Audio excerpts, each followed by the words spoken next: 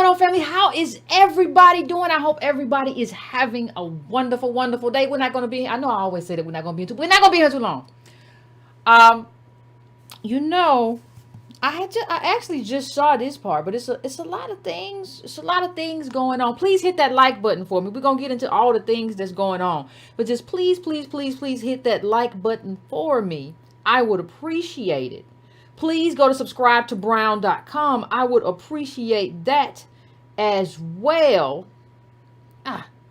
Please, please, please go do that. I would appreciate that as well. Also, if you want to donate, go to donatebrown.com or go to patreon.com/Carnell. You can do that. Hit that bell so that you get notifications, family. Make sure that you hit that bell. I don't know if the bell always works. It's not my bell. So, but please hit the bell for me so that they're supposed to send notifications. I also, for those of you all who are here, I also send out a tweet time I log on or whatever, and give everybody a few minutes to roll in. So if you're wondering, you can always check the Twitter. Check the Twitter for me. You can always check the Twitter. But hit that like button, hit that subscribe button if you have not subscribed to the channel. Listen, I want to talk about something. There's a lot of stuff going on, family. There's a lot of stuff going on. And I'm not going to take too much time, but we got to talk about what's going on here. And we got to talk about a little bit of something called the bait and the switch. And I want y'all to talk about it too. But we got to talk about the bait and the switch. July 30th, do not forget, we will be reading this book. That's a Thursday, so do not forget that's the last Thursday in the month. And we will not be baiting and switching with the book. We will be reading the book and having a conversation. But we have to talk about something that is happening. So a lot of you sent me an article, this article, or a variation of this article, right? A lot of you did. You sent me this article or a variation of the article, and I appreciate it. And so you see the title of the article. This is why I saw something one day that said most people only read the headlines. This is why it's so important to read more than the headlines, because this is what the headline says. And if anybody's in North Carolina, ADOS or whatever, I would love to hear from you about what happened with this, and if you were allowed to play any role, I would love to hear that. I would love for you to chime in and tell me exactly what's going on. Because we don't do messianic leadership here. We got leaders out there doing their thing. So it says, in historic move, this is what it say. This is not me. It says, in historic move, North Carolina approves reparations for black residents. I said, that's very interesting. So let's just go into it while we're here. The 7-0 vote came the night of July the 14th. Hundreds of years of black blood spilled that basically fills the cup we drink from today, said Councilman Keith Young, one of two African-American members of the body and the measure's chief proponent. It's simply not enough to remove statuses. Black people in this country are dealing with issues that are systemic in nature. That's true. There's not one lie told.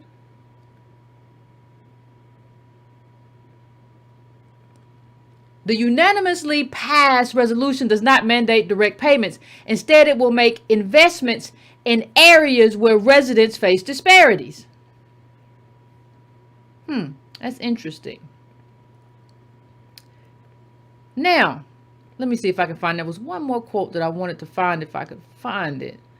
Because this is a very interesting moment that we face. I want you to think about what they said. It does not give direct payments. Now I want you to pay close attention to that, because that is important. That is very important. Now I'm going to take all this off the screen 1 second, because I really want to find. I have another quote and I want to get it because it drives home something. It drives home one thing that's very important. We cannot, listen, family, we cannot get involved in any kind of bait and switch. Now, listen. And this is the argument that I would absolutely make to the leftists of the world, right? There is one thing that we can do right now. I have no problem. And I have said this before. I have said this probably 1,000 times. I have absolutely no issue. None whatsoever. I have absolutely no issue with this sort of thing accompanying reparations. None at all. Because I do believe that there are things and policies and investments in communities that should accompany reparations, but it's not reparations. That's what we should get as citizens. That's not reparations. And I do believe that there are things that should accompany it. However, people have to start being very, very careful. Everybody has to start being very, very careful, because let me tell you why. This is why you have to start being, I'm still trying to find that clip. But this is why you have to start being very, very careful. They said you can't remove, what did it say? What did the little thing say? You can't remove just statues. I'm sorry, not statuses. It said you can't remove just statues. And I agree with all of that. I don't disagree at all. You got statues. You can't just tear down statues. I think you have to put up actually slavery statues there. I agree. I agree that you have to have laws that are implemented. I agree. But let's just drill down to what reparations is. We got to go all the way back to the beginning, because what we're talking about is an inheritance. That's what we're talking about. What we're talking about is a plunder. What we're talking about, I gotta find the image. What we're talking about is a generational theft. You have to, I think everybody's trying to find a dodge at this moment, right? The problem is that there isn't a dodge. That's the problem, and nobody wants to, there isn't a dodge. No dodge exists.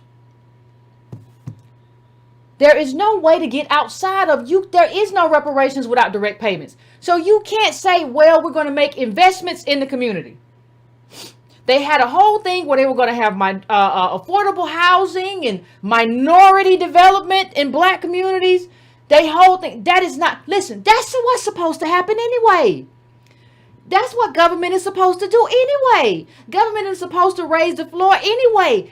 That's why socialism is not reparations. Socialism, in terms of, like, when people talk about socialism in terms of the Denmark, I'm not talking about pure socialism. I'm talking about what they talk about in terms of, well, we have a big welfare state, or we have to be more like the countries in Europe. What they're talking about is the idea of, this is what modern countries do now. And it is. That's what modern countries do now, but not before paying the debt. And the debt and raising the floor are two different things. We should absolutely raise the floor. When I say raise the floor, that means, like, you can only fall so far. So if you lose your job, you're not going to be homeless, right? If you get sick, you're not going to be bankrupt.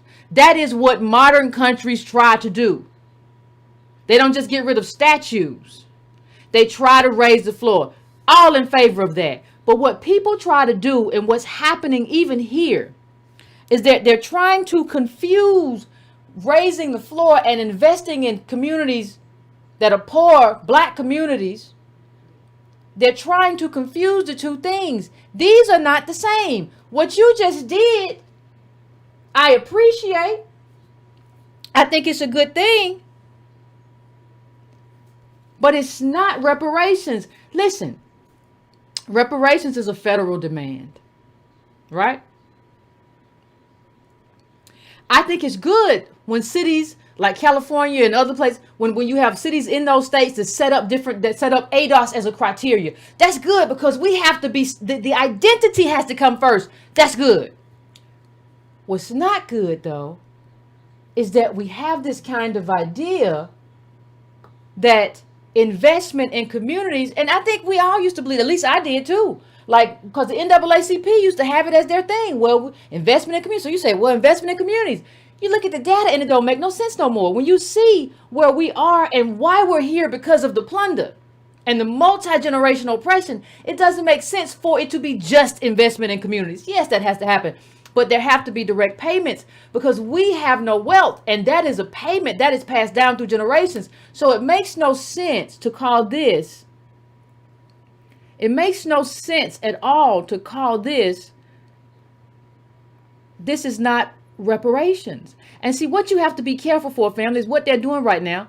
A lot of things are going around and being passed off as reparations. It's not minority this, it's not affordable housing that. Affordable housing is just something that's supposed to happen in the developed world. That's not reparations.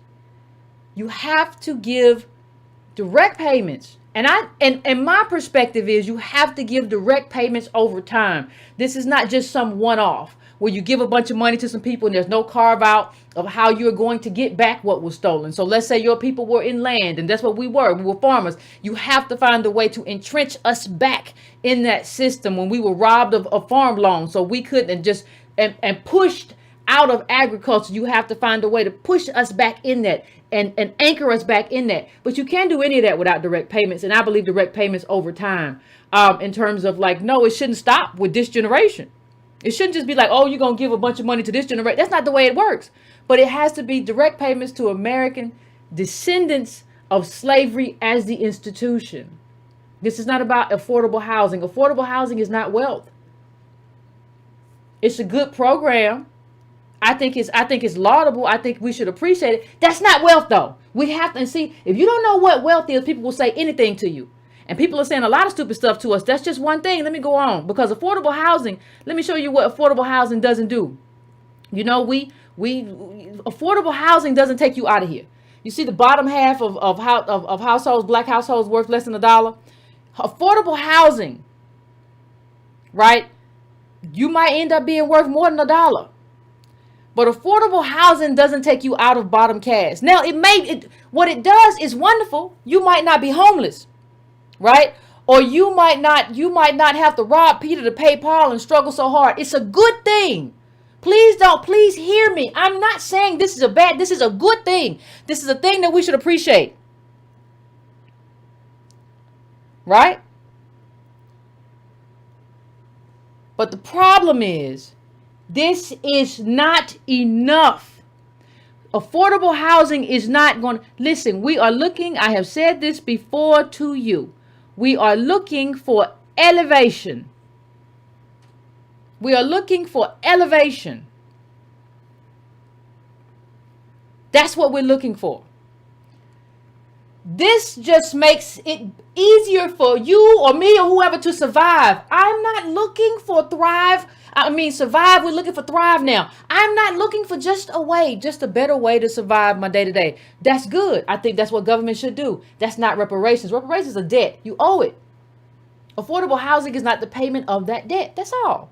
And see, I see a lot of people trying to sneak a bunch of stuff through that really doesn't make sense. You know, we talked about everybody, you know, we've talked about Nicole Hannah-Jones, and we talked about, you all remember, we had the conversation about Oprah Winfrey, Nicole Hannah-Jones to adapt 1619 Project for film and TV.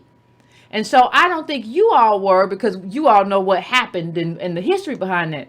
But there was something else going on that I don't think everybody really understood. I don't think everybody really understood that there's another game that's being played. See, we gotta pay attention to, there's a lot of little games being played. So I just said to you, what's reparations? It's the payment of the debt. Multi-generational oppression, plunder. We don't have any inheritance. We can't live in the richest country in the world because of it. Everybody else has it. We don't have it, and we don't have it because it was stolen. Bingo. Right? But you have to put that in place. You have to understand something else. You have to understand that it looks like something else is being orchestrated. This deal is not just a one-off. See, people are trying to give us our reparations in the form of inclusion of some sort. And right now it looks like it's cinematic inclusion. So I don't know what you think the NAACP is doing or is supposed to be doing, but the NAACP has a CBS NAACP Inc. sprawling content partnership deal. So they in the movie making business now. Now how is that? Isn't that something? Isn't that something, ladies and gentlemen? Nicole Hannah-Jones wrote the reparations piece in 1619 Project, slavery. And she's in the content business. Now we see the NAACP is also in the content business. They are going to give us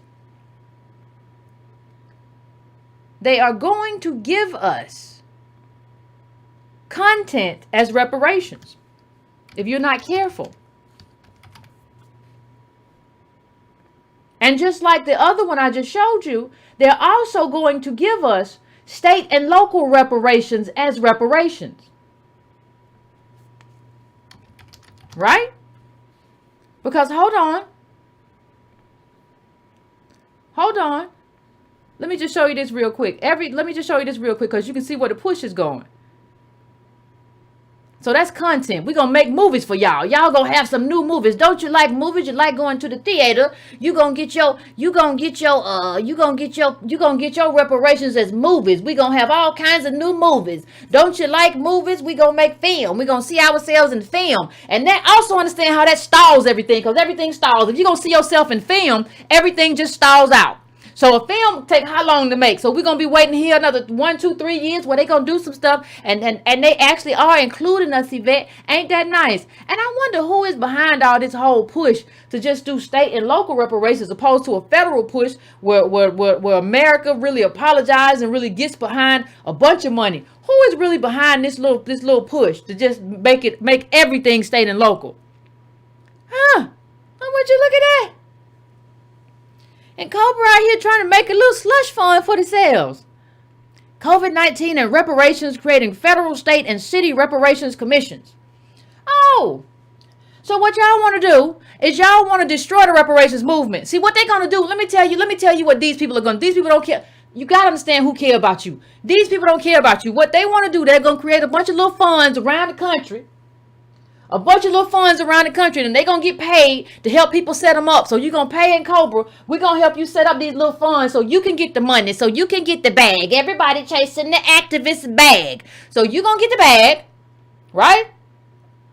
And Cobra going to get the bag for helping the city set up this money. But the cities and America in general gets covered. Well, what do you mean, Yvette? Well, they're going to start saying, well, we've done reparations. They're going to start counting up how much reparations they've done for all these cities. And they're going to say, we've done that already. They're going to say, we already did reparations. We did so many million in this city and so many million in this city. What are you talking about, reparations, Yvette? What do you want America to do? We already did on the local level. All because somebody wants a bag. If they push this and every city sets up something like this city did, where they really just funding communities that they should have been funding all along, providing funding that they should have been providing all along. If they do this, what happens is you get to call something reparations that's not reparations, and a black advocacy group will be co-signing a lot of this stuff and helping them set it up. This is a dodge, and it's real slick. And it's real, get the bag, and it's real, I ain't worried about you because I got mine.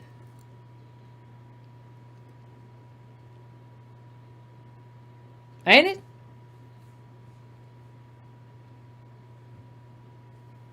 Ain't that something? So we go all the way back up here. Understand it's a lot of games being played, and you have to understand. People always say, Yvette, why do you go so hard at, I don't understand why you go hard at other black people. That's not right. You shouldn't do it. Help. Well, here's why. And I've said this before. You don't have to be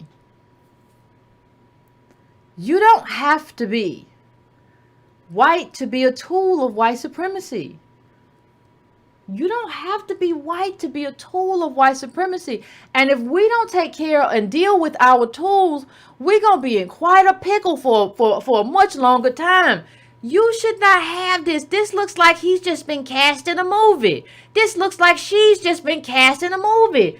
No, both these people should be unyieldingly fighting for reparations right now. We just got ADOS on the ground, people, just us. On YouTube, people on the ground, chapters, made it mainstream. We did that. And instead of picking up the ball and saying, we're going to work with y'all, we're going to do this advocacy, these are the people who ran off. Looking like they just got cast in a new movie. What is this? And how do we allow this to be? They trying to give us film and content as reparations. Everybody's now is running around for a content bag. So let's see what they talk about in terms of Derek and them at the NAACP. Let's see what they got to say. Let's see what this deal is all about, family, shall we? As part of a new multi-year agreement, CBS TV Studios and National Association for the Advancement of Colored People will team to develop and produce scripted, unscripted, and documentary content for linear streaming platforms. So the NAACP is a content creation, I don't even know, thing now. I don't even know what that is. Under the deal, creative leaders from CBS TV Studios will work with the civil rights group to establish a dedicated team of executives and infrastructure to acquire, develop, and produce programming. The goal will be to produce premium content while also expanding a number of diverse voices. Diverse. There's that word again. It don't even say ADOS voices. It don't say American Black voices. Diverse voices telling inclusive stories that increase the visibility and impact of Black artists. Increase the visibility. So the NAACP now is increasing, expanding the number of diverse voices and increasing the visibility and impact of Black artists. That is, let me tell you something, fam. Understand when somebody tells you something. First of all, this don't make no sense. But second of all, understand what this language means. It don't make no sense. This ain't nothing quantifiable about this. I need something that I can count. I need something that I can make into numbers. I don't need nothing like that. When somebody says we will expand and we will continue to explore the content of line B, and we will check back and we will advise, and that's BS language. Understand that. If people don't put some numbers on the board and tell you what the numerical goal is, they are BSing you. If this is BS to make the NAACP look like they doing something. But let's go to the next part. Let's go to the next little line, because it ain't finished. Hold on one second. Included in the deal is a commitment to not only develop for CBS on platforms, but also to third-party platforms, meaning CBS, NAACP, would own content that will be supplied to other buyers like Netflix and Amazon. Child, they getting in the content game. They ain't in the civil rights game no more. This is the content game, honey. They different now. An important way to diversify and grow our storytelling is to expand our horizons beyond the traditional studio producer system, says CBS Entertainment Group CEO George Cheeks. There is no better partner than the NAACP, the preeminent civil rights organization in our country.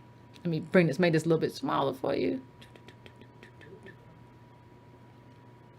To help us find, develop, and tell inclusive stories. At the same time, this is a strategic opportunity for CBS to build upon, as well as reimagine our pipeline for existing and creative talent. Now, understand something.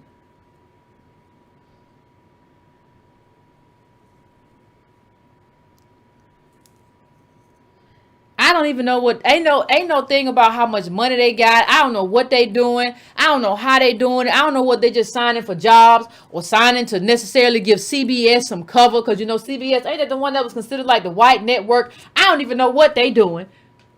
Just to get something on Netflix and make Netflix rich, make CBS or whatever. And so CBS can look like they are being inclusive, and the NAACP can get some shine and look like they doing work. So two groups, you got a network that ain't doing nothing, partnering up with a civil rights organization ain't doing nothing. Two do nothing groups are giving each other cover. One's a network and one's a civil rights organization. What is this? But I'm telling you, they have decided that they're going to give us our reparations in exclusivity. Right? So they're going to give it to us in film. Oh, we're going to have films. You're going to have 1619. You're going to have this. You're going to have that. And look, they use that little word that they use, fam. That little acronym that came out of nowhere. The CBS NAACP deal arrived shortly after Cheeks unveiled a larger plan to spend a quarter of its 2021-22 broadcast season development budget on projects created or co-created by writers who are Black, Indigenous, and people of color. That BIPOC mess. The media titan also hopes to have all its writers in the writers' room be comprised of at least 40% BIPOC representation, with that figure growing to 50% in the following season. You see how they're using that little thing? So they use, understand something. Understand one thing. I told y'all this little BIPOC acronym was going to be trouble. I told you. I said it's going to be real trouble, this little thing that I came up with, calling people the BIPOC. It don't make no sense. So they done came up with something. They're using the NAACP as cover, but then they say they want the writer's room to be 40% BIPOC. That ain't Black. So hold on. Understand what we are. We had a whole lot of Black death. Mostly ADOS, but we got a whole lot of, from Breonna to George Floyd to Ahmaud Arbery, had a whole lot of Black death. Now you're going to use that to do some BIPOC mess. Well, we're going to have more. We're going to have a bunch of BIPOCs, 40% BIPOC. I don't think that we're in this moment because we're talking about BIPOC. We're in this moment because of Black people down on the street. And the NAACP is going to give this cover, so they can get some shine or whatever, be in the filmmaking business. But it's not just that. It's not just that. Understand, it's not just that. Everybody's trying to be everybody's answer. See, let me tell you, don't nobody want to do the real work. Don't nobody want to be here with us and have to be at the Supreme Court talking about the Civil Rights Act. What was the NAACP then? You can make movies though, huh? Everybody wants to create content now. So that's going to be everybody's out just to create content. I don't know how many of you remember when I put up a quote from Fannie Lou Hamer that went kind of semi-viral. And I have been talking about Fannie Lou Hamer on the show.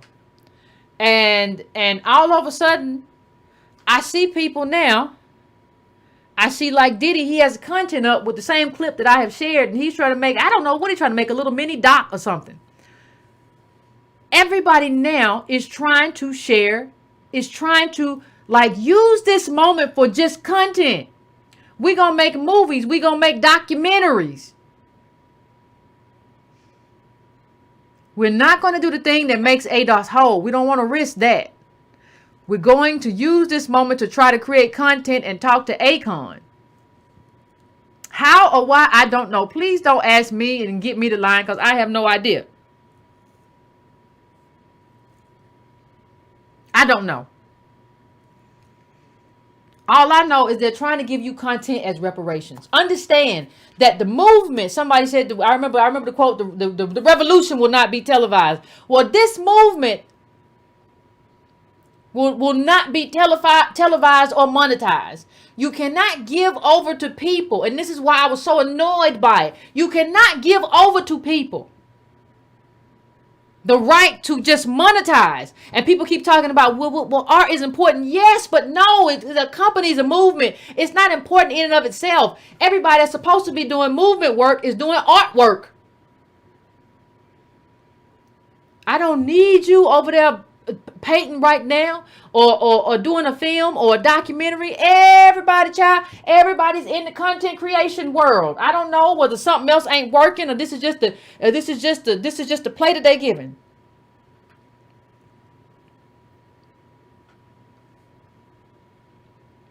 This is just the play, right? See, it's funny. The Byron Allen lawsuit was about economic inclusion. In terms of the Civil Rights Act 1866, that was about economic inclusion. Are we going to be allowed to be on the economic playing field? Will the laws protect us? Nobody showed up for economic inclusion. Nobody showed up to fight for ownership. Nobody showed up for that except for ADOS. That's it. The NAACP didn't show up.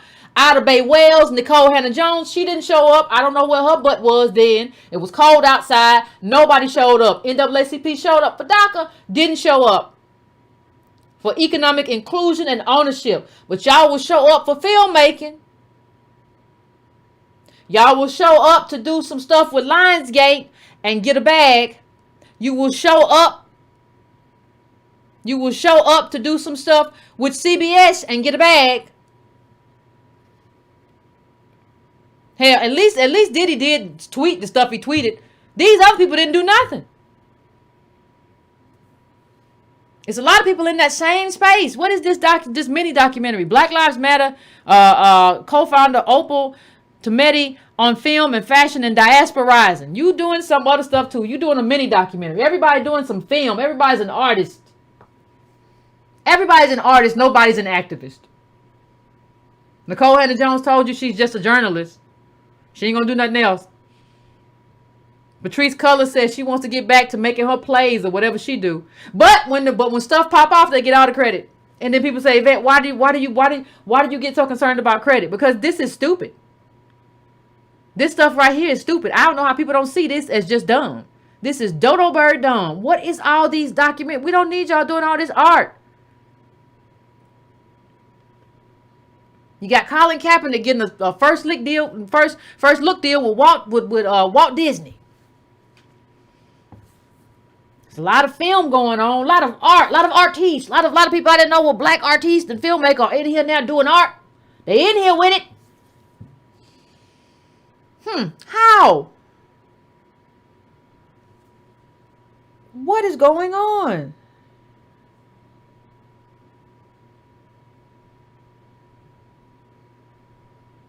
What is going on? I didn't see him at Byron Allen's, at the Civil Rights Act lawsuit either. And if you all remember, Nicole Hannah-Jones said that Byron shouldn't have brought the lawsuit. He should have, she didn't understand. She didn't even understand law in terms of how that happened. You're fighting with somebody. When you're fighting with somebody, when they swing, you don't get to just say, well, I'm not going to swing back right now. I'm just swing back. I'm going to hide under this bush right here. I'm going to just sit down. You're going to sit down. You're going to get knocked out. You're going to get your clock cleaned.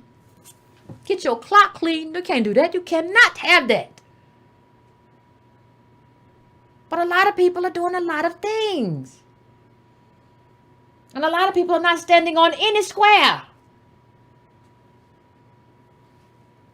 All kinds of shows and series.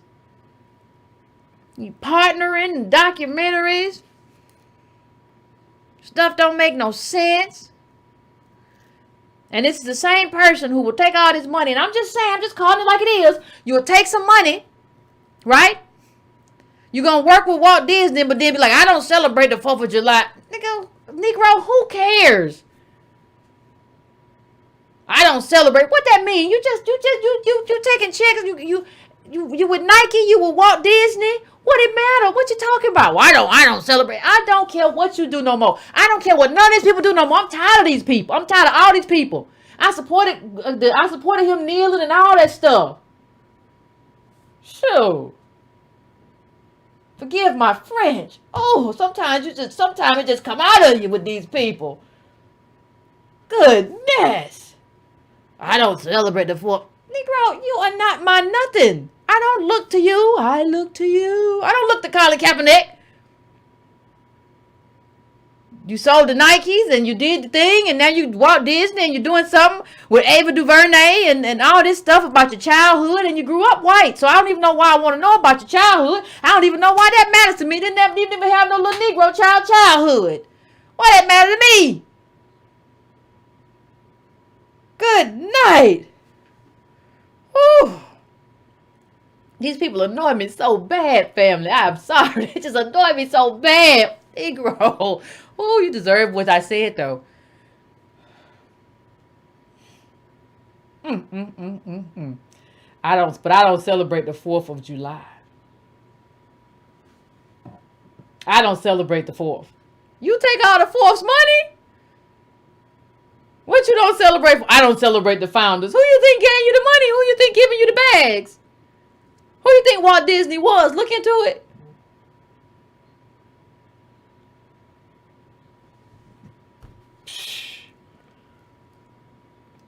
Nessa out here. Let's talk a little bit about his deal, though, shall we? Colin Kaepernick's journey from San Francisco 49er quarterback to civil rights activist will be chronicled in a documentary series. Wait a minute, will be chronicled in a documentary series developed by ESPN Films as part of a first look deal between Walt Disney and Kaepernick's Raw Vision Media Production Company. Under the pact announced Monday, Disney and Raw Vision will emphasize scripted and unscripted stories that deal with race, social justice, and the quest for equity, and work to showcase directors and producers of color. I don't know what of color means. I don't know what that means. Disney said the agreement would extend across its units, including Walt Disney Television, ESPN, Hulu, Pixar, and The Undefeated, an ESPN venue that focuses on matters of race in sports. Kaepernick is slated to work closely with The Undefeated, which Disney said would expand its portfolio across the company. I am excited to announce this historic partnership with Disney across all platforms. Yeah. Elevate black and brown directors and storytellers. I don't even want to read this. I really don't. Compelling, authentic perspectives, blah, blah, blah, blah. You know what that is. The new series will utilize new interviews as well as never seen before archival material that documents the most recent years of Kaepernick's life. Were you sitting around thinking about this the whole time and recording stuff the whole time? The athlete has enlisted Jemele Hill, the journalist who previously worked for both ESPN and The Undefeated, as a producer on the project. Yeah, she's the one who called us Russians too. She's a strange bird. ESPN executives Libby Geist, Kevin Murata, and Connor Shell will executive produce the project for ESPN. Further details are to be revealed at a later date, Disney said.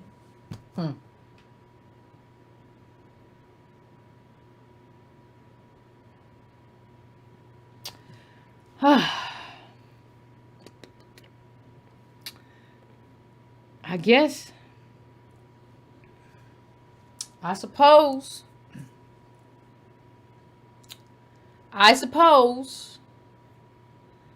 that reparations will be this time around in the form of filmmaking. It looks that way to me. Because Kaepernick has been filming all this stuff. It looks like something has been orchestrated now. You've been filming all this stuff and you've been doing all this stuff. And it looks to me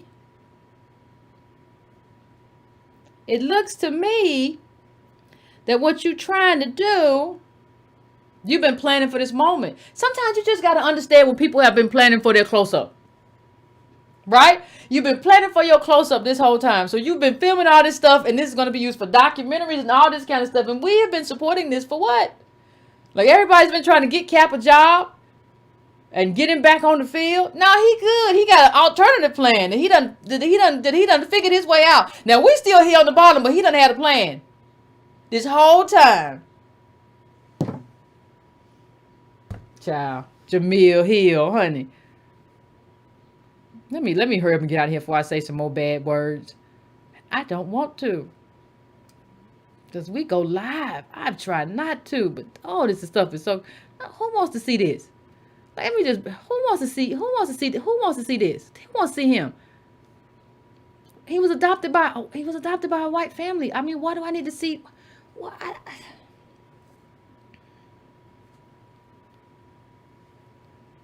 I don't.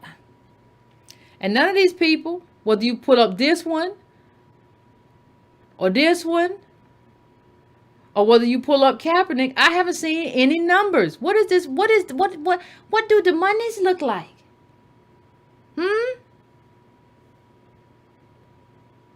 I want to know what the monies is. What are you handing over to people, and for what? What are the monies?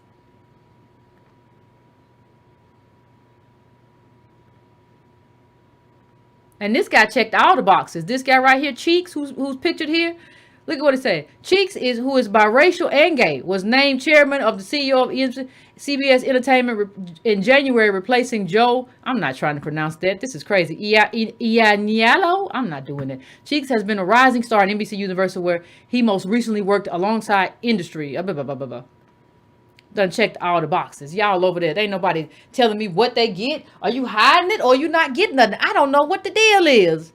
I don't know what's going on. All I know is one simple thing. And I'll tell you what the simple thing is that I know.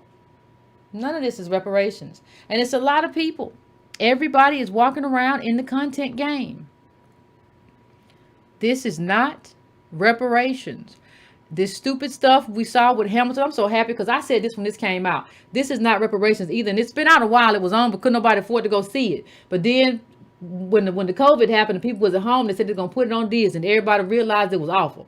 And everybody realized they put a bunch of brown people. The only black people in the film were jumping around and hopping around like some kind of stereotype. But there was a bunch of other brown people making it look like the founding, rewriting history, and the founding fathers wasn't the founding fathers. And then slavery wasn't even in there, except in a song, because it would be kind of depressing. So it's a whole lot of filmmaking nonsense going on. And that's part of the problem with it, because what you can do,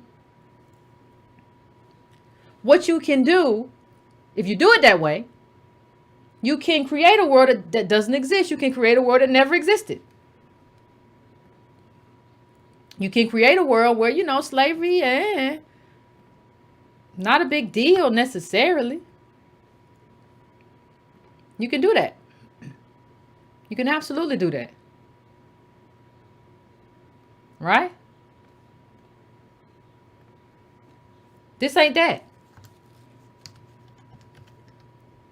So everybody who has something to say about ADOS, why y'all get mad and why y'all do this and that don't make no sense and what y'all do that for, and y'all just be mad all the time. Yeah, because y'all be stupid all the time. If y'all didn't let people just grift and they got to do something, and at least they gonna get our stories out there. That's not gonna feed your belly. And we got a lot of stories out there. We got a lot of books out there. This stuff you talking about don't make no sense.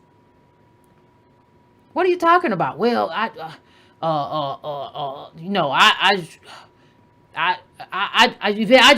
just think what you should do is just look at the positive of whatever that is going on. Well, I have some things in mind about what you should do too, but I try not to say them out loud. Don't make no sense. Nobody telling us, nobody revealing what they get from them. Let me pull this up too. Hold on one second.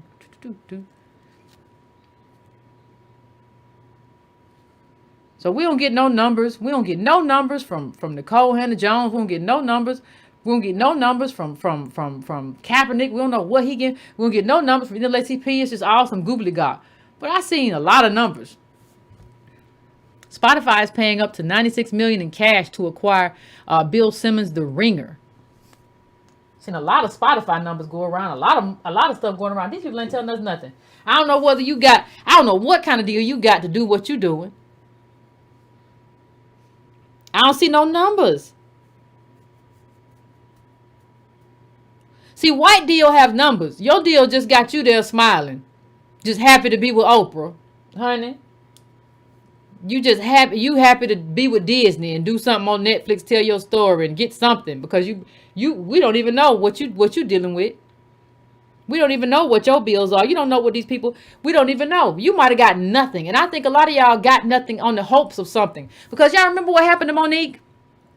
How they see, people will promise you stuff too. You're going to get the back end and it'll be in your contract. You're going to get the back end. And then all of a sudden when the back end come, they don't give you the back end. They tell you to fly the across the world for free. And then nobody stand up for Monique. But some of y'all finna be told to do the same stuff. Go fly over there.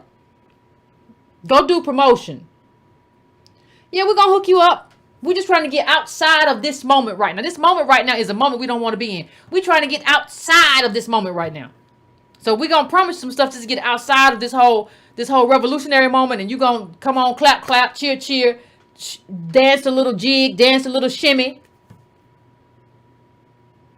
But we're just trying to get outside of this very energetic moment where black people and even a lot of white people on the street, we're just trying to get outside of that moment, and we're trying to neutralize you. And the best way to neutralize you is to dangle a carrot in front of your face, because everybody knows that you will chase the bag. So I'm going to put a little carrot in front of your face, and I'm going to lead you away from this whole thing that all this ADOS is doing, all this reparations is doing, and I'm going to promise you it's going to be a bag at the end. Now, I'm not going to tell you what the bag is going to be. You just got to trust me on that, right? You got to trust me there's going to be a bag somewhere. You're going to do good stuff and inclusion stuff, and just trust me, we're going to do some good stuff. I ain't making no promises. We're going to have to figure that out. But can we go announce it now? Falling for the okie doke. Falling for the okie doke. But anyway, fam, I said I was gonna finish up early tonight. So give me a few minutes to set up the phones. I will be back and I will let you partake in the conversation. So give me 5 or 6 minutes, fam. Or 3 or 4. No, 2 or 3. And I'll be right back and we'll have the conversation.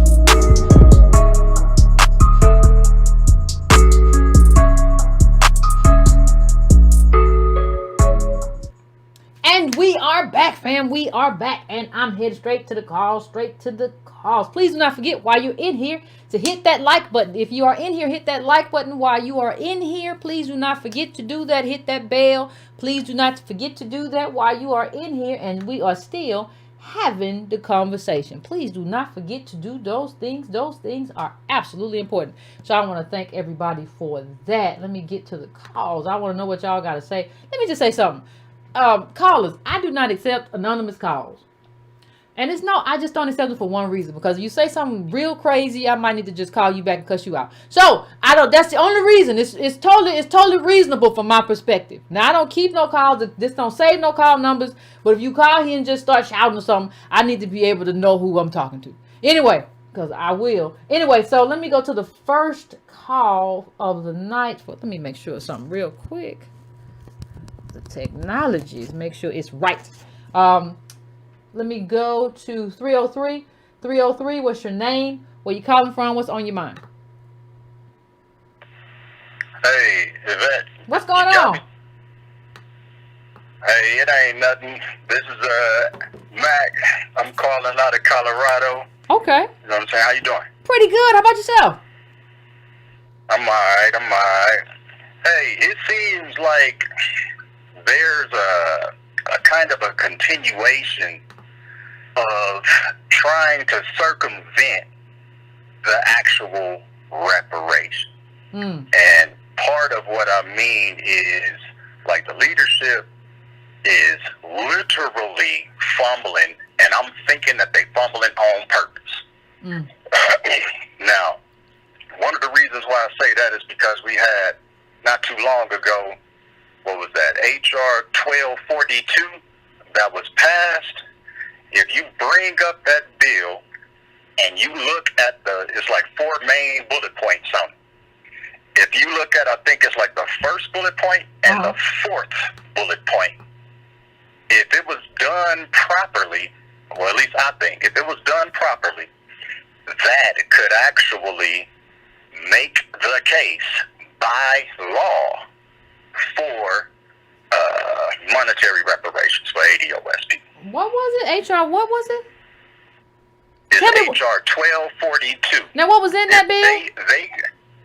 What's that? What was in it? It's titled the 400-year commemoration of African Americans in the United States. Oh, I remember that. Yeah, resolution. Yeah, but it's got like 4 main bullet points. And 2 of them is talking about, patriotic education and this, that, and the third. But one of the bullet points specifically says, hey, explain the laws and their effects on African Americans. To me, you can take that alone and make the case that HR 40 is supposed to be doing. You see what I'm saying? I understand what you're saying. But for some reason, like the leadership, the people that's in place, they too busy trying to get like waterways transformed or name changed to Harriet Tubman and a whole bunch of other symbolic / we show resilient kind of thing going on. But that right there is a missed opportunity. Hello? By Trump. Yep, can you hear me? Yeah, I hear you. Go ahead, fam. I'm sorry. Cut off a little bit for me. Oh, my bad. Let me sit still. Just make like a tree. Make like a tree. Right? So, but yeah, this on the flip side, on the current conversation, what's happening now, I think, and I've just been, kind of just watching and listening to not just this channel, but other channels. Y'all ever been to like church and you hear people saying, you better sing, when somebody in the choir is singing, but they really can't sing? That's what's happening now with these laws. Like, y'all better go ahead. That's what I'm talking about. We getting somewhere, when in actuality, I ain't really getting nowhere. You see what I'm saying? And they trying to circumvent ADOS and the movement and the data. They're trying to circumvent it because they know that if they nail it down and they designate who it's supposed to go to, it's going to upend everything. Yeah, I just wanted to throw that out there. No, thank you, fam. I appreciate it. But I appreciate the call, fam. I think it blows up America. I mean, in the sense of like, it throws everything on its head. Because everybody who's making money, like this whole thing when we talk about, our failure is the gasoline on which the engine of America runs. Our failure is the gasoline on which the engine of America runs. And so America has to figure out another way to run. Like if you don't just put ADOS on the bottom, if you don't just bottom cast us and ADOS are in prison, and you put all the nuclear stuff and you zone all the trash and stuff in our communities, you have to figure out a way. And if we don't get anything but just predatory loans, because there's a whole industry set up, right, to just take money away from us. So you make it to where we can't get real capital. So there's a whole secondary industry set up to actually take capital away, right? I mean, to give us predatory capital. That's the way it works. That's the only way it works. That's the only way it works. That's the only way it works. Right? So I think America is structured in a very specific kind of way. And everybody understands that if that structure is upended, there's going to be a problem. And nobody really wants that problem. But we as ADOS can't avoid that problem, because the only thing that works for us is to upend the system. It's kind of like when we were talking about Brunig. Remember, he said, if ADOS got this kind of money, they would have more money. It would be inequality because we would have more money than poor white people. I don't care, because that's the debt. If you owe it, you owe it. It just is what it is. Oh, before I forget, tomorrow I think is the third Thursday, so the live call-in show is tomorrow. Since I don't have any set up, we usually do get started around 9:30 or 9:40 for the live call-in show. So don't forget to get here earlier than usual, because I don't have any setup to do. So just get in here and we'll have you call in and we'll have the conversations. All the conversations that you want to have about stuff when you could not get through to the phones. So anyway, let me go to my next call. 267. What's your name? Where you calling from? What's on your mind? Hello, Yvette. What's going on, fam? How you doing? Hey, this Hawk from Philly. What's going on with you? A little while. Good, good to see some people out there doing their thing. I got two things I want to say. Okay. I just want to see your outtake on it. I've listened to you. I want to hear your feedback. One, I ordered the shirt, so I just put out there support Yvette, the tone. Please, get that merch. Thank you, fam. All right, and the second thing, I seen that you had in the recent post you put up there. A little nervous, it's my first time calling that. Thank you, sir. That about the statues and rewriting history. Could you look at it as if they take the statues away, could they rewrite the history of they whitewash the history so much where though those people never exist? If they taking the statues down like they're doing, is it a good? I know it's a good thing because they was what they put out there, but is it like a fact that it might? Well, I can't say it's a fact. Is it a point where though if they take the statues down, could they whitewash our history? And I'm gonna go let everybody call in. I don't want to take too much. Well, no, I'll answer you. I do think they can. See, the thing is, you don't want to elevate Confederates, so you don't want Confederate statues, but you also don't want to lose sight of what Confederates did, right? In terms of us specifically, not just this country in terms of they were traitors, but in terms of fighting for slavery. You don't want to erase that either. So there has to be a plan to erect a statue in place that is a statue of a ADOS freedom fighter, or it's a statue of a solemn place where it marks like a lynching, right? Or it marks like it doesn't have to be a mass lynching, one person. I did the Isidore, if you didn't get the newsletter last week. It has to be something. There have to be markers, because memory is short. And what we have to do as a country and as people and as ADOS especially, we have to protect the memory of what happened. If you don't protect the memory, people say nothing happened. Who owes you anything? Why does anybody owe you anything? I don't know what you're talking about. And so you have to say, no, no, no, no. This memory of us and what happened to us has to live on. There's a reason why the Jewish community says never forget.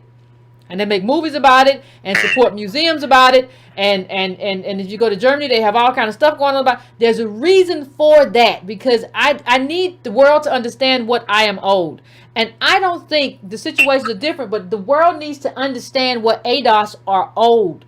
And if you don't do that, the mind wants to forget. And I'm not talking about just the individual mind, but the collective mind too moves towards and slides towards in the direction of forgetfulness. And I think it's our job to keep those stories alive. And that's why I had such a problem. People say, I don't want to see no more slave movies. I want to see movies about kings and queens. And it's just like, no, we have slavery, Jim Crow. We have a whole lot of stuff baked into our history that we still need to talk about and make sure that everybody remembers. Because if you don't remember what you did to me, how can you remember my dead? Right? So it is what it is, fam. But thank you for calling in. I appreciate it. Thank you, fam. Thank you.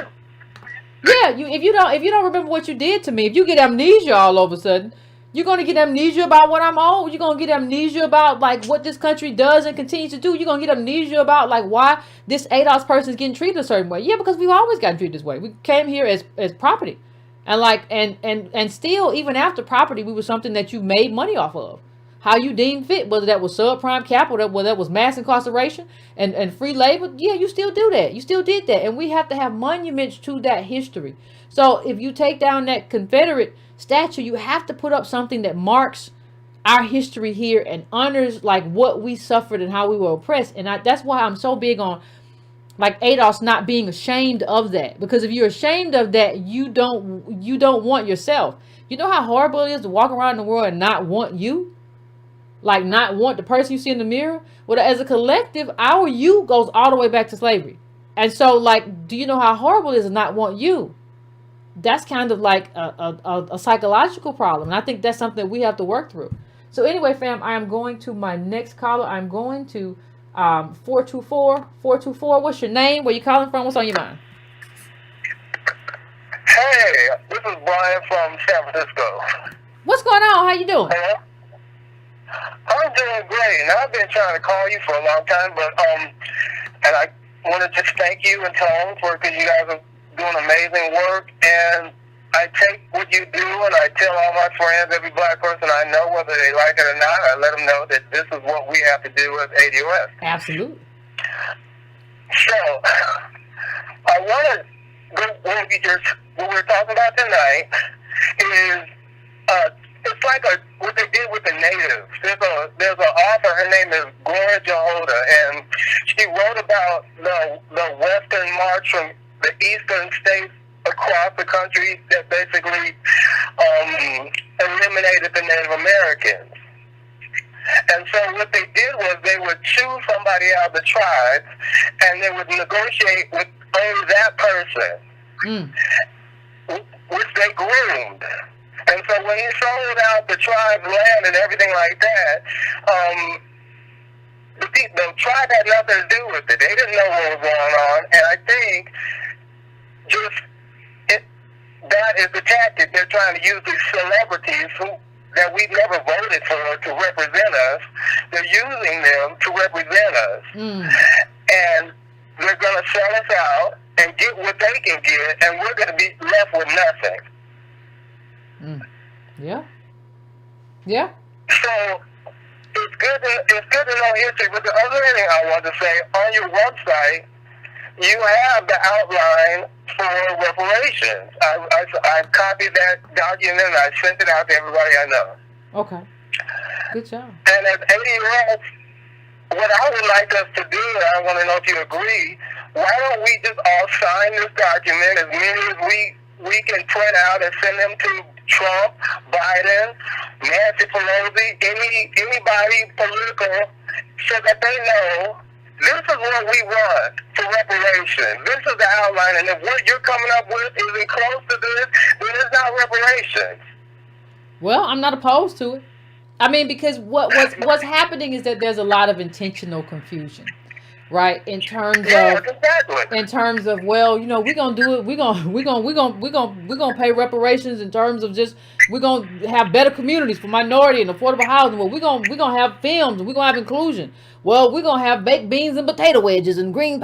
I mean, it's just like what? I mean, where does it end, right? So it's just like no, we have a plan. There's a way to do this, and there's a way to even think. I have been thinking a way to even think through this way more, even with a lot more specificity over time. And there are ways to do this that I don't even know what these other people are talking about.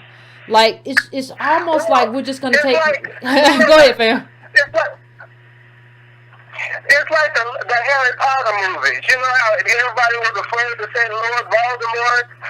Everybody's afraid to take reparations. Say Candyman. That's what You know what I mean? yeah. They'll say everything else, but they won't say reparations.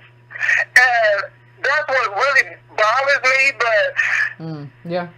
we have to let them know that these celebrities don't represent us. Well, I think let me just say this, fam. I think what's going to happen, and the reason I said what I said, I was just kidding, but I really wasn't. When I said what I said in terms of the grievance industry, in terms of the title for this show, what we have to understand is that if America says, you know what, I'm going to make ADOS whole, right? And we are going to earnestly work in the direction of what Yvette, Carnell, Antonio Moore, what they have said. We're going to work in that direction earnestly. What happens is that we are in a moment of reconciliation, not a moment of like perpetual grievances, right? But I don't think what we understand is that puts a lot of people out of work. Because seriously solving problems isn't what most ADOS people are doing on TV.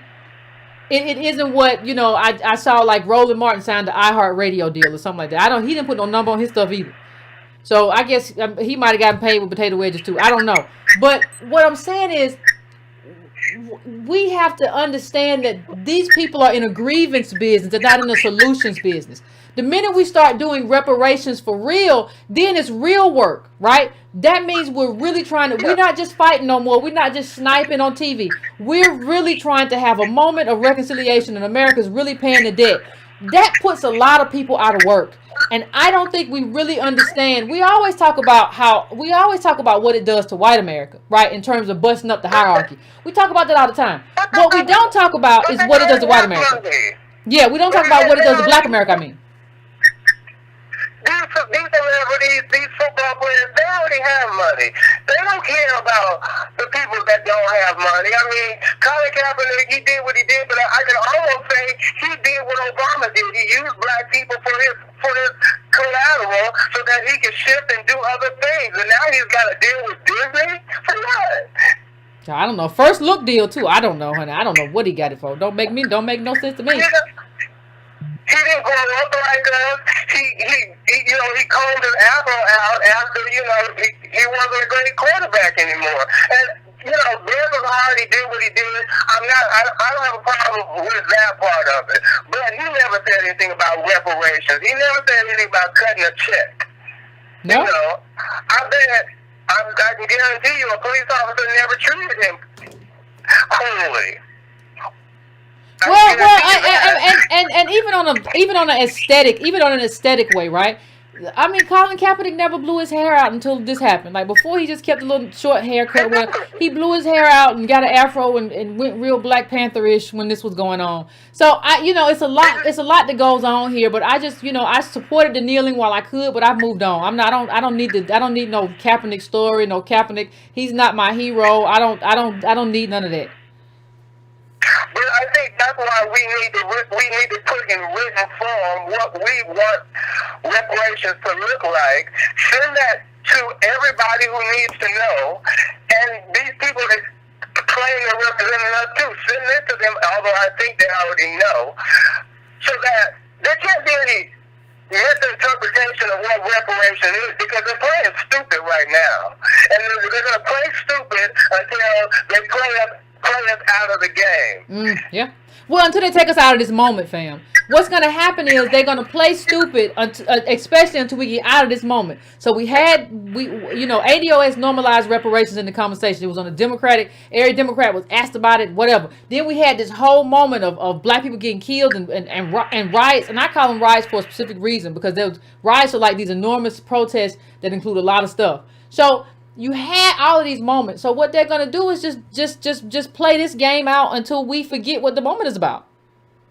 Exactly. They're trying to co-opt it. They're trying to distract it. But, we need to get that reparations, those numbers, those categories of what we want. I can't say this enough. We have got to put this in writing, because, when you write a letter to any corporation, one person represents 1,000 people's opinions. And that's how they look at it. Okay. And I think that there's enough of us to let them understand that, you might got just a letter from Brian from San Francisco, but there's 1,000 people in San Francisco that think just like him, because that's what letters represent in corporate world. Well, thank you, fam. That's a great moment. But and there's a reason why they used to say, there's a reason why they used to say, write your congressman, whatever. So I don't think anybody should overlook that. I think when you feel a certain way and you know who your congress member is or whatever. And let me just say this: I don't even care if your senator is GOP. You can call him bugging. Like, especially right now, just COVID. A lot of people are either not in work or don't have the right kind of hours. The hours is not steady and stuff going on. Like, this is a moment to be anxious. This is a moment to and I think we're over the conspiracy theory. Shout out to, we may have disagreements, but shout out, I saw Mark Hill say he was suffering from COVID, and I wish him all the best. I hope he recovers. Whether we disagree or not, I don't wish nothing bad on nobody. And I say that to say, I still think back when I saw that, when I saw he was diagnosed with COVID, I thought back to all the people, from Boyce and Tariq and them, we got the melanin, the melanin for the protection and all this stupid stuff. I just wonder when, do you have to lose somebody to actually understand, that life is real, that science is real. That data is real, and that the stuff that we've been telling you about life is real. I just wonder what has to happen for people to take that serious. Do you have to see Mark get sick, or do you have to see somebody else? What does it take? It's almost like too many of us are just contrarian for the sake of being contrarian, as opposed to really thoughtful about, I gotta reach out to my congressman here, or this affects my life. This is deadly serious. It's just too much petulance going on, and I think that's a problem. But anyway, let me go to the next call, fam. I am going to 502. 502. What's your name? Where you calling from? What's on your mind? Hey, how's it going? Pretty good. How's it going with you? Hey, I just want to say first, I apologize because I may not have seen every show. That's all right. Not every show, but I got the book. I'm reading the book. Good. So, you may have addressed this, and that's why I say I haven't seen every show, so I don't know if you've addressed it or not. So, Byron Allen loses at the Supreme Court, and then he inks out a deal with Comcast. And my question to you is, how do you distinguish that with what Colin Kaepernick did with Disney? Well, I think because right now, after him inking that deal, you got Greg Carr in all his messiness, and Roland Martin, who's even messier, gloating, saying "I told you so." Well, listen, but hold on, let me just say this. Byron always wanted a deal. It was them who was saying no. Byron always wanted a deal. That's what he was always saying. Byron was transparent in the sense of, I'm a businessman, I'm a media man, I'm trying to get a deal, and they won't do a deal. They're telling me that they won't do the deal. That they're telling me that they won't negotiate with terrorists. They're telling me they won't do this. So, we went to court based on that act, and that act, the Civil Rights Act, would impact all of us and give us all more leverage to sue. That's why we went to court, because that law would give us all more leverage to sue in terms of racial bias in the workforce. That's why Adolph was at the Supreme Court. But I was actually surprised that they negotiated with him. But Byron has always said, I want a deal. Colin Kaepernick and all these other people have been saying, like, yeah, I want to play, but I'm doing something for social justice. So let me just say this. If Colin Kaepernick had gotten back in football, right? If he had gotten back in football, I wouldn't have a problem. He's always said, I want to be a football player. He's always said, I want to be back on the turf. I want to be throwing touchdowns. He's always said that. So when a person does what they say they always wanted to do, I don't have an issue with that. Byron's a businessman. He has always said, I want to do business. I want to do media. I want to make shows. I want to have a media kind of empire. He never lied to anybody.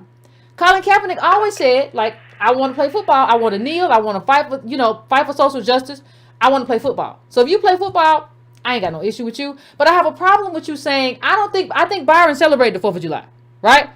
It's also a problem when you say, I don't celebrate the 4th. I don't do what XYZ. And then you come and then you take Walt Disney money. Dude, you're as American as apple pie. You were raised as American as apple pie. Stop saying that. And I have no problem with you doing what you said you was going to do. But I don't think, like, he said his stuff was about inequity and inequality and all this stuff, right? And what's happening to black people. Byron said my stuff is about economic inclusion. Period. So when he gets economically included, I expect it. He always said that's what he wanted. Well, I mean, it seemed like Antonio said that Colin was never going to play football again. He said that in repeated videos on his channel, and it He seems ain't played either. If that is the case, and it seems to be the way, then how would we begrudge Kaepernick from getting the bag, as you say, on his end when I'm not. Let me just say this. I'm not begrudging. I don't think I'm begrudging Kaepernick as much as I'm saying Kaepernick can't save you, right?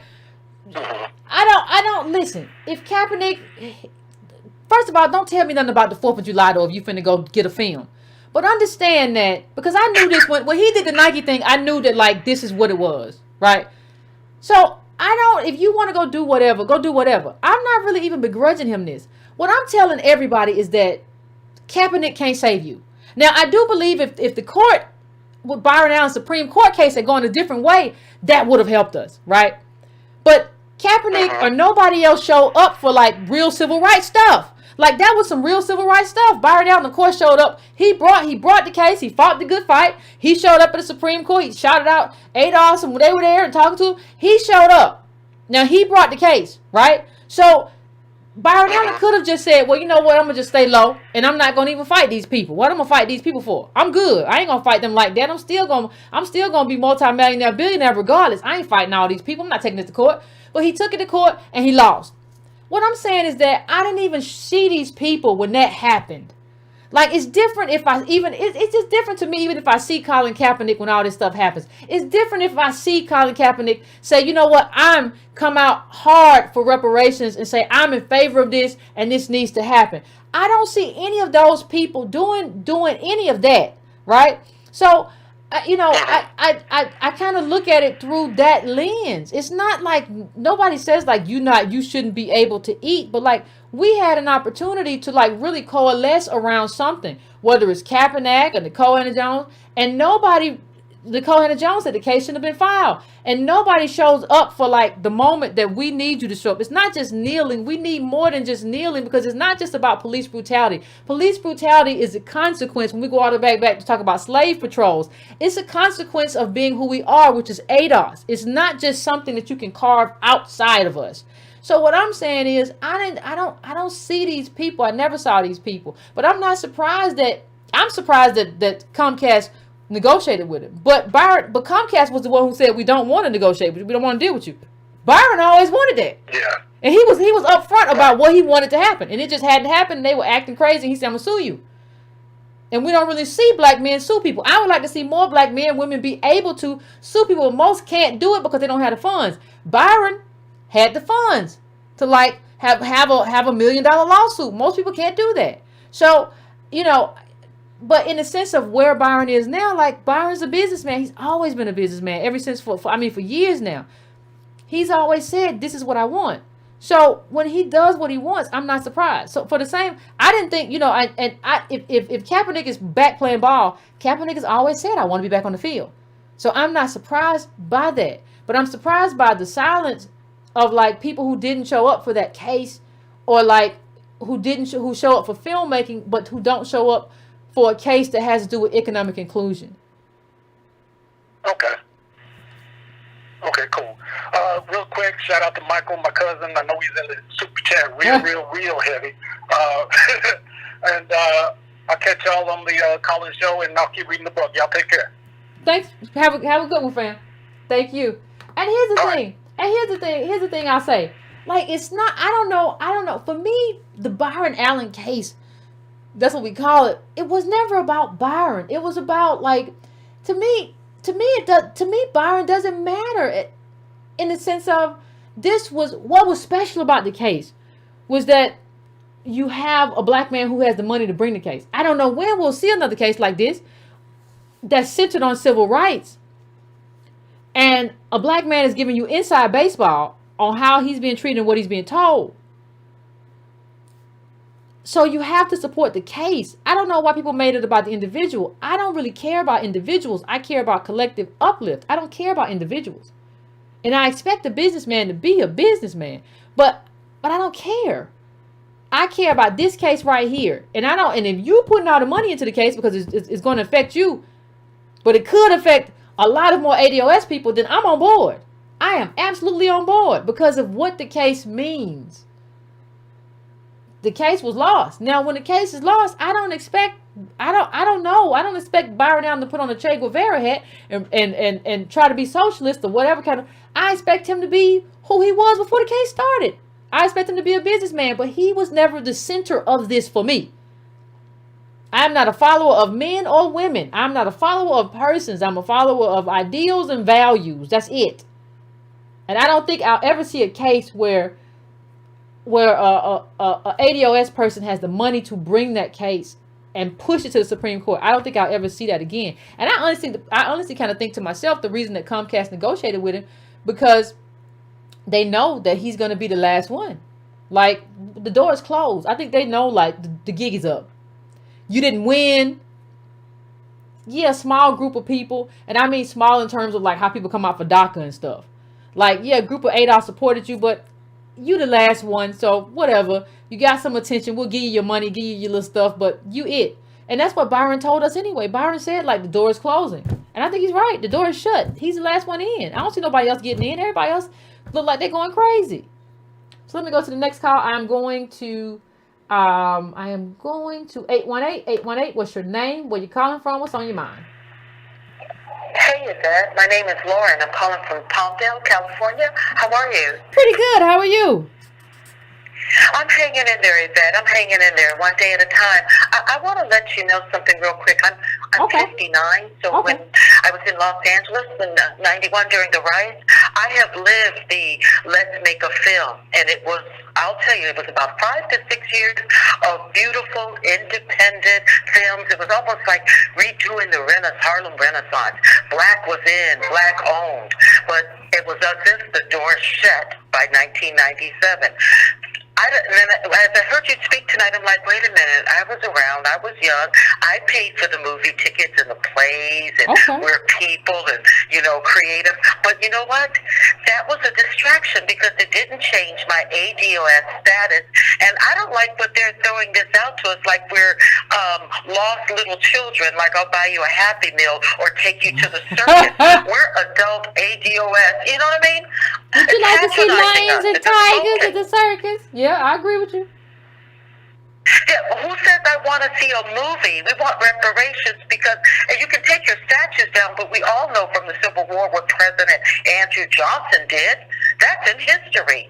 He took us all the way back practically 100 years. If we had gotten what we needed then, we wouldn't have needed the civil rights. And I feel one way or the other, Yvette, I've been one way or the other distracted, controlled, maybe through the media.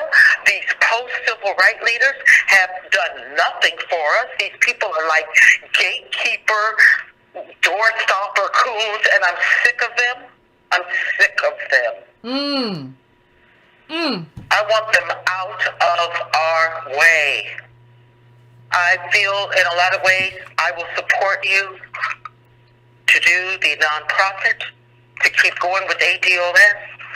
All I know is I'm 59 and my mother was born in 1924. She lived during the Depression. Let me tell you something. Stop spending your money only what you need. Say no to everything. Because COVID's going on, they don't have the money. Look around. Are we going to go back to normal? They can try to do movies, but if you ain't got a job, how you going to afford the ticket? To go see their little film. She said to see their little film. You know what I'm saying? The little film. I don't care what Oprah's going to do, or Hannah Raggedy Ann. That red hair really distracts me. I don't like that hair. I don't want to see this. Yeah, I think I want what we're due. Yeah. That's patronizing us. They didn't do it to the Holocaust. They didn't do it to the Japanese Americans. Why do they treat us so subservient? Who are they to dole out to us who we are, that we're not even quite human? They're treating us like we're 2- and 3-year-olds in Pampers. I'll take you to the circus. I'll give you some movies. Bowl of peanuts. Or peanuts. Circus peanuts. Yeah. I don't want that. I agree, I don't like the way any of this is going. I don't want this. But the thing is, what happens is if too many of us go for it, right? Then that is what we get, right? I think one way or the other, even to these gatekeepers, we've got to put our foot down and be serious about some things, whatever it takes. No movies, no consolation prize. Just tell them I'm a human being. I'm Adolf. I'm not a consolation prize. I'm not a thing. I'm not an it. In our shoes, we have all lived through generation before generation before generation. I've inherited lies, and I'm sure my mother has, and I'm sure her mother before her. Being handled one way or the other. If it's not a politician, it's a slick pimp preacher or something. I don't want to be handled anymore. I support you and what you and Tone are doing, and whatever it takes to keep moving this train, this ain't stopping. That's all we need to do is put our foot down. This ain't Appreciate stopping. it, fam. Appreciate it, fam. Keep it moving. And we ain't here for no circus. We ain't here for that. Thank you, fam. No. We ain't here for none of that. We not here for that. We don't want your baked beans. Somebody who said it on the thing? Vegan baked beans and vegan bacon. We don't want you. We don't want none of that. We don't want that stuff you trying to. We don't want that. But see, the problem is not enough of us act like we don't want it, right? And then it's just problematic. So it's the funniest thing in the sense of like people will ask me, well, Yvette, what about Byron? And what about this? And it's just like, did you not expect Byron to salvage what he could salvage? He's a businessman. But you don't say anything about Nicole Anna Jones. People we don't say anything about. And Greg Carr, Greg Carr is the biggest dodo bird. Like, this is the man who was standing beside Sanders and all this weird stuff in the background and Bernie Sanders, and his ability to do scholarship is just, I don't even understand, like these people never get held accountable. So I don't even want anybody to ever call me. I was just thinking about it. Don't ever call me and say, well, what about what Greg Carr said? Like, this is the most clownish thing. And it actually pains me that, like, this is my alma mater. Like, I don't even want to be associated anymore. Like, with the professors who are there. It's just, they just goof. Just goofy. Just goofy people. Like, I remember he put up a tweet one day, a post somebody sent me where he was all about do-for-selferism. See, the problem with our kids is they don't work or sit down or something. It was just like, God, man, like, do you really believe that? That's like a white supremacist trope. Like, how do you believe that about it? So these don't even, like, in my mind, these aren't even real professors. I don't even understand how you became a Howard professor, except for my alma mater doesn't pay no money. So if you can afford it, it's got to the place since we don't have endowments that you just basically kind of at this point working half for free, because I don't think any other university will have you. Anyway, so let me go to 424. 424, what's your name? Where you calling from? What's on your mind? Hello? Hey. Hello? Hi. Hi. Turn your background down. Okay, hold on. I didn't think I was going to get called on. Hey. All right. No, just real quick. I had wrote it in the sidebar comments. On my Facebook page just like 10 minutes ago, there's a USA Today where in Asheville, North Carolina, they just passed a vote 7-0 about reparations, that they're going to give it an apology, reparations. You might want to check it out and just read it for yourself. Okay, we'll do. Yeah, and I love your show. Thank you. I always watch, and yeah, it looks like we related, girl. Where are you from? I'm from Georgia, born and raised. Oh, okay. Well, I'm from California, so you look like a family. And Okay. we family anyway, so. We all family. Yeah. All right, girl. Well, love your word. Love what you're Thank talking you. about. Thank And, you. yeah, we walking side by side. Thank you, fam. Yeah, I'm from the South. I'm not from the West Coast. My people's is Southern. Red clay, grits, biscuits. All right, fam. Let me go to the next call. I am going to 714. 714. What's your name? Where you calling from? What's on your mind? Hey, hi, Yvette. This is Eric. What's going on, Eric?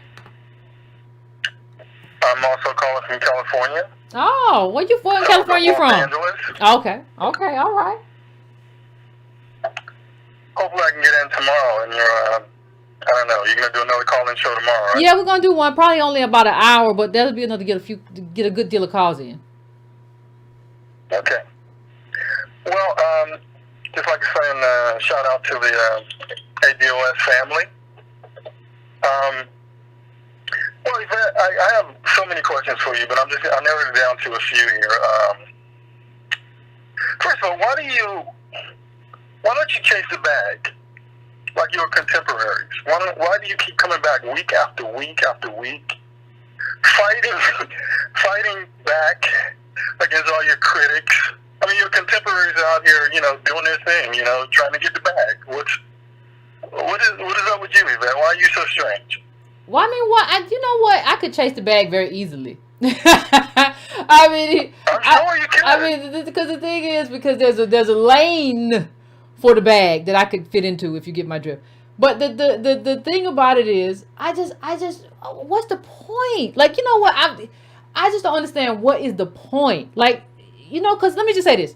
In order to chase the bag, you have to basically kind of decide that you're going to extricate yourself from the group.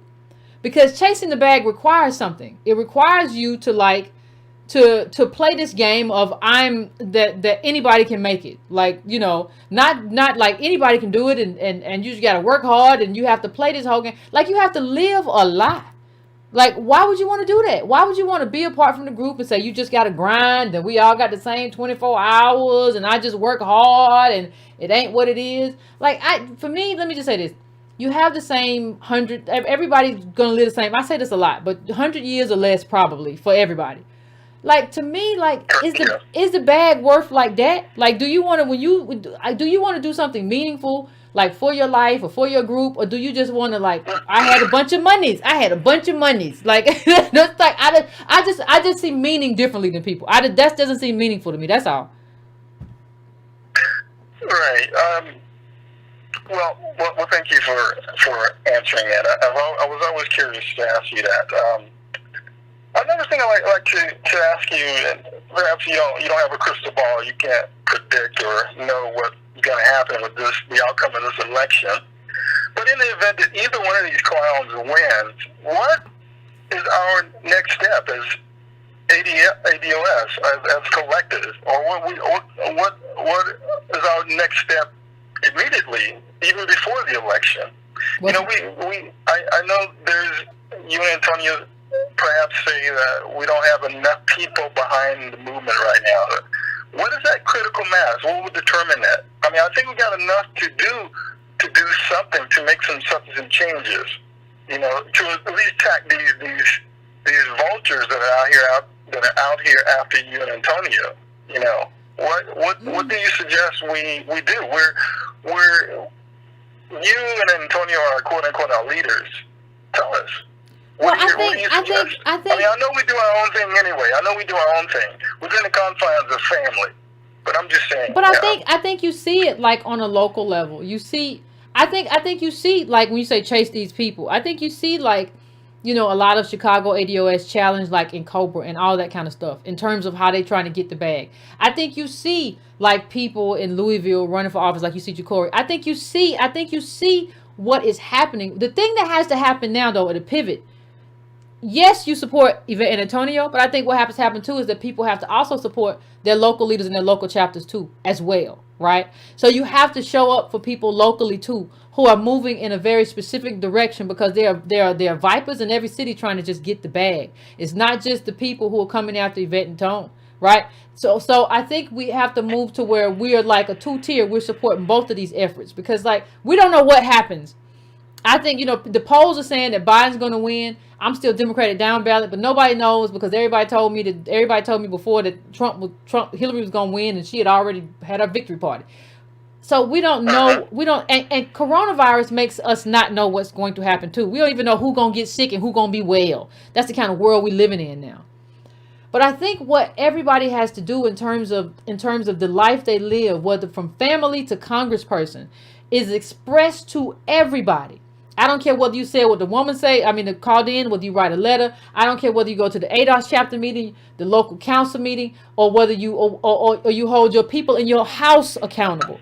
Everybody has to have a sense of urgency. We're in the middle of a pandemic and ain't nobody giving us nothing. Not our debt and not nothing else. And can't nobody live like that. You can't live like they talking about you can't have no school. What you do if you can't have no school and both parents got to go to work? Everybody got to understand that this is an urgent moment. And the problem that I have when I see a lot of ADOS walking around is just like, I don't see enough sense of urgency. Like this is like a once in a lifetime, maybe 2 lifetimes or 3 moment to have a highly contagious disease floating around and an economy blown up. Yeah, and it's just like what has to happen is kind of like, if you want to get a lot done in a day, you say you have to have a sense of urgency about your to-do list, right? Well, I think if we want to get a lot done as a group, we have to have an urgency about our to-do list. And we got to know what our to-do list is. Our main thing in terms of our agenda is reparations. It can't be a thing, though. Our group tends to hit the reset button too much. And what I mean by that is we'll say reparations. And then somebody will say, what about this? And then we'll be like, well, that's kind of a good idea and blah, blah, blah, blah. And we'll go to that other thing, not understanding that, looking at it as if we have other options. Listen, if there were other options, I would be okay with the other options. Or I would say at least that's something. The reason reparations is so imperative is because it's the only thing that fixes us and makes it to where we're able to live in this rich country. Even through COVID, the reason that we're struggling right now is because we don't got no inheritance. We don't got a grandmama with a bunch of money, or a great aunt with some money, or passed down, or what. A lot of people can't even, you can't even talk about. I saw the Atlantic article I brought up last week about everybody going home. You can't go home a lot of times. Mama done lost her house and all this kind of stuff. She got a small apartment. Like there's no generational wealth or inheritance. Like reparations is the ball game, and I don't think enough ADOS understand it. Like this is the ball game. There is no other policy fix. There is no other, well, let me explore this New Deal kind of thing, because we got cut out of the old New Deal. I don't know what makes people think if we got cut out of the old New Deal, we won't get cut out of the New Deal. No, this is it. Something just for us. As much as I don't want to disagree with you, but yeah, it's true. And it's just so hard convincing a lot of ADS family and friends and relatives. I just got to commend you and Antonio for getting out here in the trenches, and the rest of the ADOS family. We're fighting as one for sure, and they keep moving the goalposts. We just got to keep running toward it. So, thank you, Yvette. Thank you, fam. I appreciate it. Yeah. I do love that what you said earlier. You don't follow women or men. You follow ideals and values. That's really a great statement. Nope. All of ADOS should do that. Yeah, I don't care. Yeah, thank you. Thank you, fam. I appreciate it, but I'm saying I don't care about people. Like in terms of just like an individual, or like this person Yvette, I don't care. Like I care about the collective as a group and collective uplift, but in terms of individual, like you'll get messed up following a person or feeling like a person is worth something, and well, what if he say it? Did this person call? I don't care, child. I don't care if you call, whether you a person who don't have nothing, whether you the president. If I miss the call, child, you might have to call me back. Because don't get caught up in your own ego, and don't get caught up in somebody else's ego. Don't be believing somebody else is up high, and so you got to talk to them a certain way, and you got to feel a certain way, and follow them as a certain way. No, I look at something and I say, what is this principle, or what is this value, or how could this impact ADOS? If it could impact ADOS positively, then okay, I want to hear it. Okay, we might have to support this. That's fine. This might be a moment. If it can't, then it can't. I don't care though about the individual that's in the forefront of it. It could be, I don't care who it is, Sally Sue or Jimmy John. It don't matter to me. None of that matters. It's all about like, how does this thing that's happening impact us as a group? Is it good or is it bad? That's the thing that matters to me most of all, bar none. So fam, I think I'm going to leave it at that, because guess what, for tonight, because guess what, tomorrow we have a show. So everybody will be in to call. Everybody will be in to, you can call in. So if you didn't get in tonight, you can call in tomorrow. Remember, tomorrow's a call-in show. Probably get started early at around 9:30. 9:30 p.m. Eastern Standard Time. So that's tomorrow. Probably about an hour, 9:30, 10:30. Just a call-in show. We just gonna, talk a bit, converse a bit about something that you maybe have had on your mind that we have not had a show about. So think about something that has been in your gutter. You may have had a bee in your bonnet about something that we have not had a show about, and we will chat a bit tomorrow, 9:30 p.m. Do not forget that the 30th we will be having the book club. So we will be reading this book. Let me just read that. Immigration and the Remaking of Black America. I had somebody who told me, I think it was somebody who was visually impaired, to like, Yvette, read the book. I can't see it. I can't see the thing. I listened to it and I can't see it. I said, I'm sorry. I apologize. My apologies. So I try to read it now. So, you got to be helpful. We all family. You got to do that. When people tell you mess up, you just got to say, you know what, I sure did. And you got to try to fix it. That's just all you got to do. You just got to fix your mistakes. Life be so easy, so much easier. People just fix their mistakes. And, that's just the way it is. So, fam, if you did not get through tonight, tomorrow, show up, 9:30. We'll have the conversation. Before you go, fam, please hit that like button. That like button costs you no monies. Costs you no monies. If you want to donate brown.com, adosmerch.com for shirts. Those shirts are coming. I know you're like, I ain't gonna get no shirt. I get no. You want in the batch. The other batches are coming. I have not forgotten about you. I'm not forgetful. Also, what else? If you want to go to patreon.com/Carnell. But hitting that like button costs you no money. Hitting that bell costs you no money. Going to subscribe to brown.com costs you no monies. See, so many, if you hit that subscribe, all these ways to help the channel with no monies. If you share it on your social media, costs you nothing. All these ways to help that cost you absolutely nothing. It's wonderful, wonderful, wonderful, wonderful. So anyway, fam, be easy breezy. If you started a libation, make sure you finish it. If you started one, make sure you finish it. If you all come through tomorrow, come through. We'll have the conversation. If you want to come through and have the conversation with us, we would appreciate you being there. Do not forget about the book club and all of those sorts of things. Am I missing anything? I don't think so. But if I am, I will discuss it tomorrow. Anyway, fam, get to bed. It's late. And I'll see you tomorrow.